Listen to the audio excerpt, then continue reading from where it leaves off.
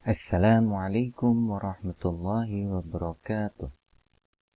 Bismillahirrahmanirrahim. Ahlan wa sahlan. Marhaban. Selamat datang di channel kami. Pada kesempatan ini, kita akan belajar bersama-sama tentang bahasa Arab untuk madrasah aliyah kelas 12 IPA dan IPS. Dan pada kesempatan ini, materi yang akan kita pelajari adalah fi'il madhi majhul atau kata kerja pasif. Kata kerja fi'il madhi di sini sudah kita sampaikan pada pertemuan yang lalu adalah kata kerja lampau. Dan sekarang bentuk yang akan kita pelajari adalah dalam bentuk majhul atau bentuk pasif. Baik. Ada cara untuk membuat fi'il yang maklum atau yang aktif untuk menjadi yang majhul atau pasif. Sekali lagi, kita sampaikan untuk cara membuat fi'il madhi yang maklum atau yang aktif untuk menjadi fi'il madhi yang majhul atau pasif. Yang pertama adalah kita merubah harokatnya dimulai dari yang belakang. Harokat akhir itu kita fathahkan. Kemudian harokat yang kedua, harokat kedua dari belakang ya, kita sekali lagi kita sampaikan, kita memberi harokat dari belakang. Harokat kedua dari belakang itu kita kasroh. Kemudian untuk harokat yang sukun, maka tetap menjadi sukun. Kemudian untuk yang keempat, harokat yang lainnya, yang bukan harokat paling akhir, bukan harokat nomor 2 dari belakang, dan juga bukan harokat sukun, maka kita beri harokat dhammah. Contohnya, ketika ada fi'il arsala, artinya sudah mengirimkan. Arsala. Maka ketika akan kita rubah menjadi fi'il yang pasif, maka sekali lagi contoh yang langkah yang pertama tadi, belakangnya fathah. Kemudian harokat yang kedua yang tadinya ini fathah menjadi kasroh. Kemudian yang ini yang ketiga yang tadinya sukun, maka di sini tetap menjadi sukun. Kemudian harokat yang lain di sini yang pertama dia dhammah. Jadi arsala menjadi ursila. Kalau diterjemahkan, arsala itu mengirimkan, maka ursila itu dikirimkan. Sekali lagi, arsala menjadi ursila. Contoh yang lain, fa'ala menjadi fu'ila. Harokat belakangnya fathah, yang kedua dari belakang kasroh, kemudian karena tidak ada sukun maka ya tidak ada yang sukun, kemudian yang lainnya ini dhammah. Jadi fa'ala menjadi fu'ila. Kemudian akroma menjadi ukrima. Akroma itu memuliakan, maka ukrima menjadi dimuliakan. Kemudian istaghfara menjadi ustughfira. Kita coba lihat dari belakang. Harokat belakang fathah. Kemudian nomor 2 dari belakang kasroh. Kemudian tadi langkah ketiga yang sukun tetap sukun. Ini sukun, sukun.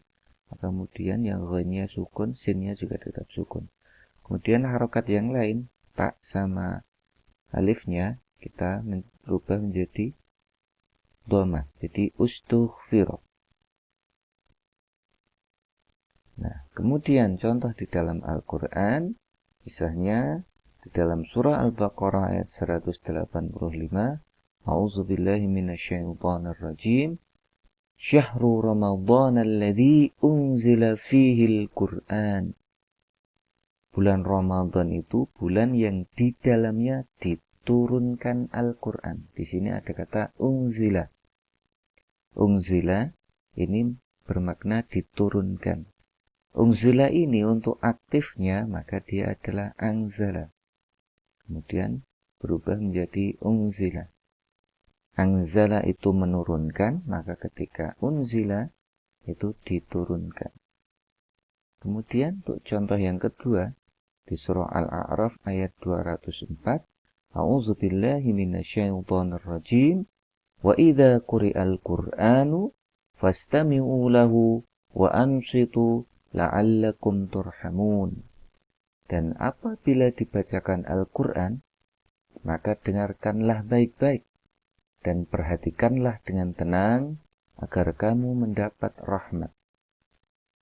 Nah, di sini contohnya adalah untuk quri'a. Quri'a ini bentuk majhul atau bentuk pasif. Bentuk aktifnya adalah qara'a. Qara'a itu membaca. Maka ketika dia menjadi quri'a, maka artinya adalah dibaca. Quri'a itu dibaca. Baik. Kemudian ketika di dalam kalimat itu ada alif matnya atau alif panjangnya, maka caranya sedikit berbeda. Yang pertama adalah kita lihat posisi dari alif mat atau alif panjangnya itu di mana. Kalau kita lihat alif matnya itu nomor 2 dari belakang, maka alif mat tersebut hurufnya diganti dengan huruf ya sukun. Contohnya, aqama. Aqama. Hamzah, qaf, alif, mim. Ini ko-nya di sini panjang, ada alif matnya. Dia ternyata nomor 2 dari belakang. Maka sesuai aturan dirubah menjadi ya sukun. Jadi ukima. Aqama menjadi ukima.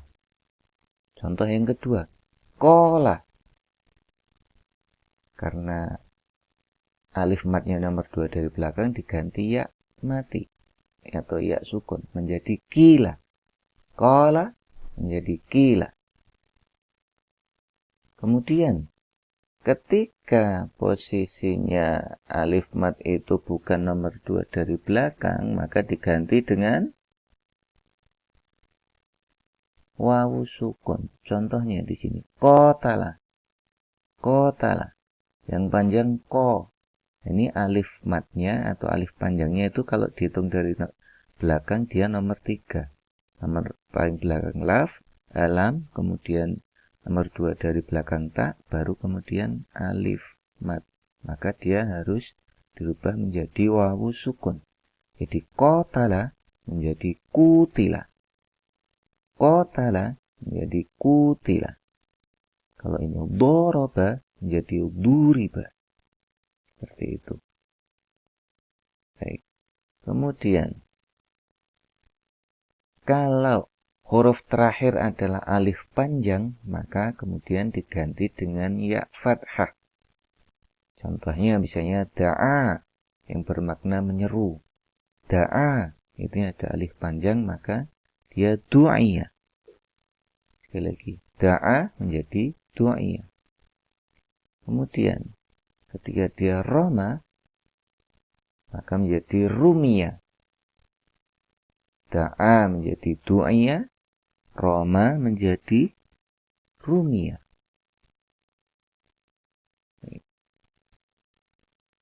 Kemudian contoh di dalam Al-Quran itu ada di surah Al-Mursalat ayat 48 sampai 50. Wa idza a'udzu billahi minasyaitonir rajim. Wa idza qila lahum irka'u la yarka'un. Wailu yawma idzil lil mukadzibin. Fa bi ayyi haditsin ba'dahu yu'minun. Dan apabila dikatakan kepada mereka, rukuklah, niscaya mereka tidak mau rukuk.